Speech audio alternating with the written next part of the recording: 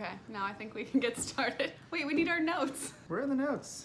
I put them, they're on the photos. There you go. No, there you go. Go back. So you want to go to Paris with toddlers. You, my friend, are a brave, odd sort of human. And it wasn't that bad. I mean, I wasn't on the flight there. The flight there is pretty bad. But once we got there, Paris was amazing. And so we wanted to film this quick video to share with you our top 5 things to do in Paris with a baby or a toddler.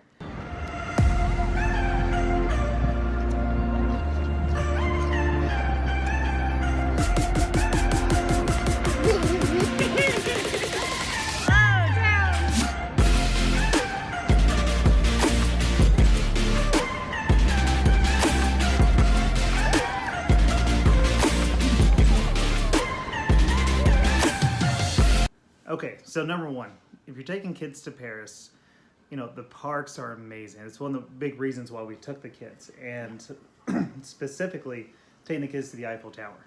Because when you go to the Eiffel Tower, not only do you have the big tower, but you also have the large parks that are around the area that you can really let your kids go run around and play. You also have a carousel with lots of different activities around the carousel. And with our toddlers, they love going and riding the carousel.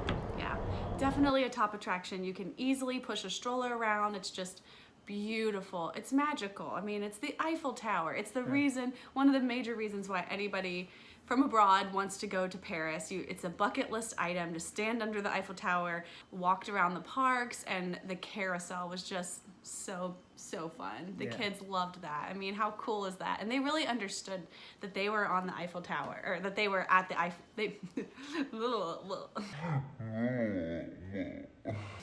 They understood that they were at the Eiffel Tower. We had showed them a lot of different books about Paris, and I'll try to link some of those in the description box below. Little like board books and children's books about Paris, so they were familiar with the idea of the Eiffel Tower. So it was just a really amazing moment for the whole family when we finally arrived at that.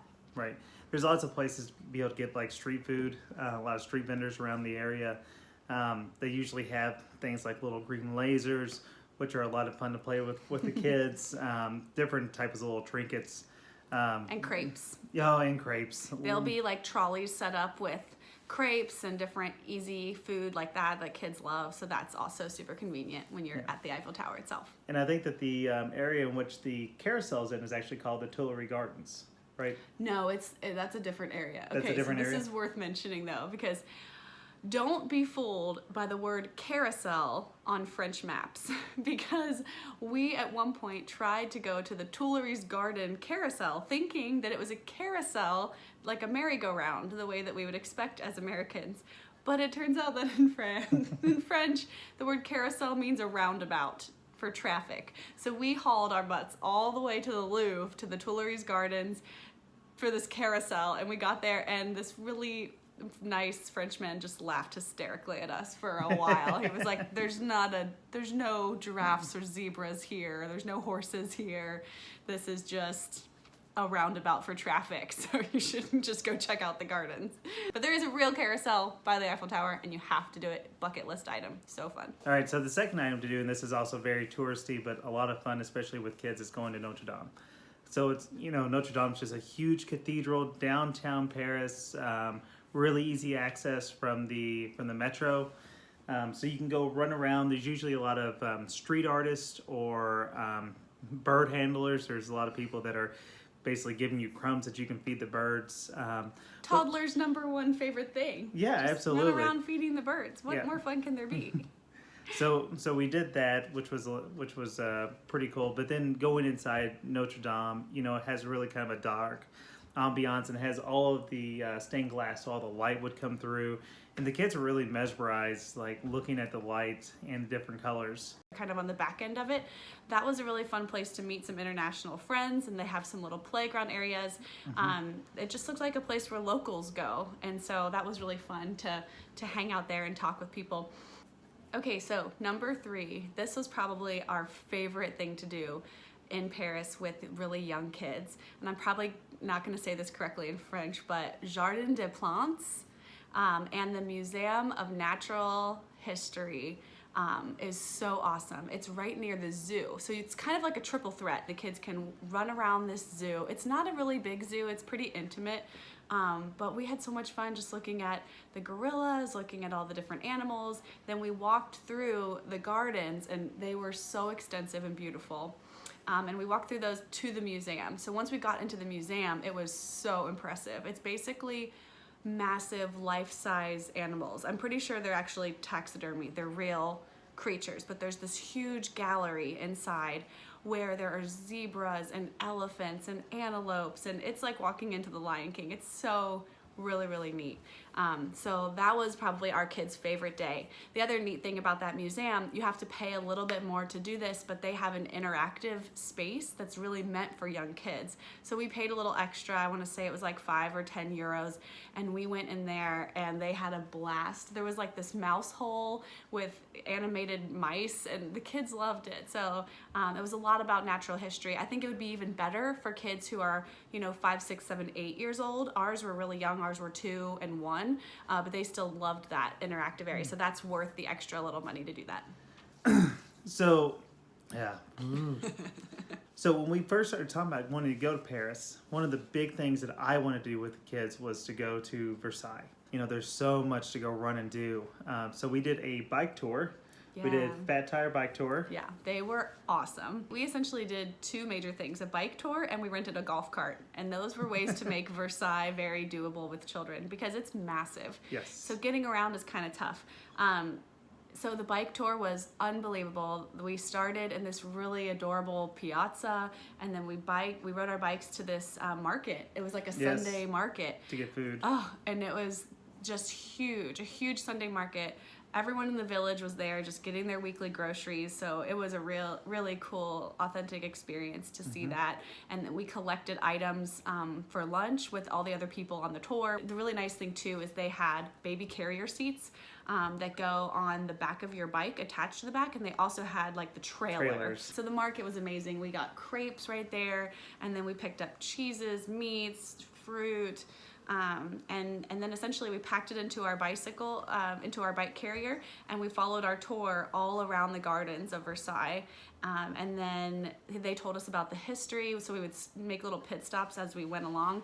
And honestly, a 1-year-old and a 2-year-old did really great with that. He kept the historical lessons really brisk and meaningful, and he didn't go on and on for 30 minutes at every stop, so that was good. But we had snacks, so that's also a really good strategy to use with toddlers. Come prepared with snacks. Absolutely. So when we got done with the tour, we decided to go into Versailles, which I'll say that touring the house with little kids can be hectic, mostly when the house is very crowded. So we were there on a really crowded day. It was basically shoulder to shoulder all the way through, so keeping the kids by our sides, and it became a little bit of a headache. So we spent a little time inside, but really spent a lot of time out in the gardens and rented the golf cart. Yeah, for the rest of the afternoon. Yes. That was fun. It's also so sweet. The other thing I love about Versailles, and we saw this before we even had kids, or before we were really even thinking about, I think it was like right when we were thinking about having kids, when we went to Versailles together. And it's just so neat because a lot of families from Paris or the local areas just go there on a Sunday to walk through the park with their kids. And I remember us taking a picture of this dad stroller walking his child through these like gorgeous big tree. Yeah, big group of trees. Yeah, and we just took that picture, and it felt sort of like we were starting to dream about our family, and so it was really cool to relive that. It was a hard day. It was a very full day. I think that's one of our most exhausting days because you do have to take a train out there. Again, another reason to go with a tour guide. They navigate the train system for you. You don't have to worry about doing that yourself. Yeah. Okay, number 5. Number 5. All right, so if you're taking kids to Disney. What? I can't take a sip during the... No, I said Disney instead of Paris. Oh, you gave it away up front. So, if you're taking kids to Paris. Paris. That's right, Paris. Paris. We went to Paris. You want to take your kids to Disney. Disneyland Paris. Yeah. Even if you are skeptical about the whole Disney thing and you're like, we're international travelers, we're so cool, we don't need Disney. Yes, you do. Your kids do. It was so much fun. It was I was crying by the end of the night, and I am not like a crazy Disney person. In fact, I think I swore to you when we first had kids, I was like, we're never going to take our kids to Disney. We're just going to go to the mountains and like really live real life, not fake stuff. It was so great. It was really fun. So we've actually never been to Disney in the U.S., but when we went to Paris... Well, together we haven't. I have. You've never been to Disney? I have not. I'm sorry. It's really sad. I don't want to talk about it. So He's the big Disney fan. That's ironic. right. So when we got there, we said, let's take the kids to Disney. Let's make a day of it. And so we did, and it was really a blast. Oh my God, it was magical. Like, it was. We were shocked at how many rides a 1-year-old and a 2-year-old can do, even a newborn. Yeah. Like, we did Peter Pan, we did Alice in Wonderland. It's a Small World, of course. Yeah. There was a big carousel by the Cinderella's whichever princess owns the castle in Disneyland Paris. We'll look it up. Or you can comment below if you know. But it was just totally magical. Very easy to get there. You just take a train out there in the morning, take a train back at night. There's no reason to really book a hotel out there or anything. We just had the best day. I was, of course Disney does everything to the nth degree. And so the light show and the fireworks and the water, at the end of the night, it had me in tears, because my kids were so happy, and that was really cool. Damn that magic, it's real. I know. Well, even the kids, they still sleep with the blankets that they got back from Disney. Yeah, so that was like their souvenir that we took from Disneyland Paris, were these fleecy blankets, and now Clara calls it her fuzzy fuzzy, and she sleeps with it every night. Or takes it in the car. Or leaves it in the car. Puts it in the couch. And gets really mad when it's not in her bed for nap time if it's in your car. Oh, so sad. Toddlers. She loves it. So we want to wrap this video up by giving you a couple other little pointers and things that we found out. So there's tons of food options to just kind of stroll through the Latin Quarter. And you can get an easy casual meal, or a gyro or a crepe, something like that. And so anyway, it's right there, and it's right on the river. It's beautiful. Yeah. But I think, outside of actual attractions like the ones we've mentioned, the magic of Paris is just that. It's just walking around, just looking at all the scenery, taking in the architecture, stumbling upon little tiny secret parks. Like the skateboarding park that had all the graffiti that was all around it, the street art. Yeah, I mean, that was Bryce's, our 1-year-old son, that was his favorite moment, was we just happened upon a bunch of skateboarders, and he was just sitting in the stroller laughing hysterically as they skateboarded all around him. Yeah. And I mean, you can't plan that kind of thing, but that's the benefit of going to a lively city like Paris or other big metropolitan areas, is you just can't, you can't plan that stuff, and it's so magical when it happens. Yeah. It's really fun. A lot of tree hugging. Yeah. Yeah, I mean, that's just a beautiful city. Yeah. Just going into little cafes, enjoying, we really enjoy like the espressos. Yeah. Oh my gosh, really good coffee everywhere you go. From the minute you get to the airport coffee is like better than any coffee or espresso in the United States.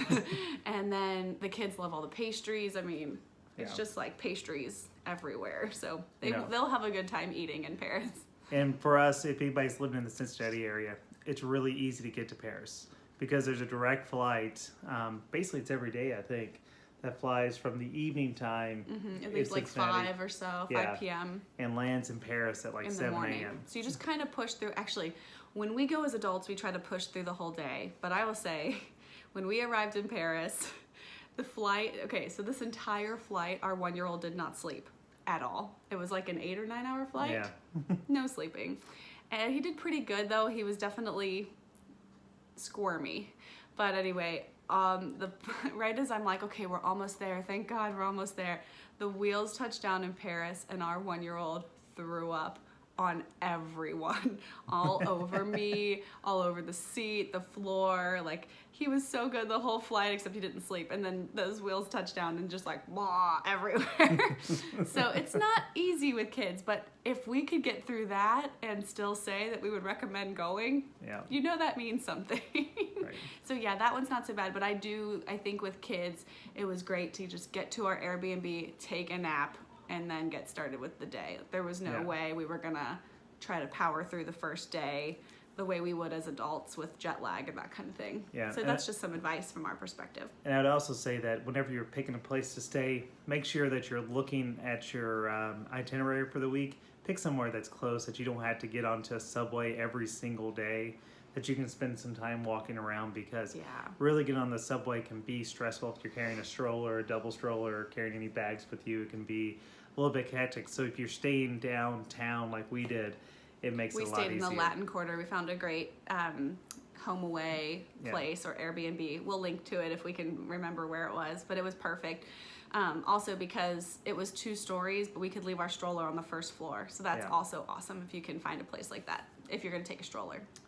Awesome. So we hope that you like this Toddlers in Paris. If you have any questions, please comment. And if you like what you hear, subscribe. And thank you for watching.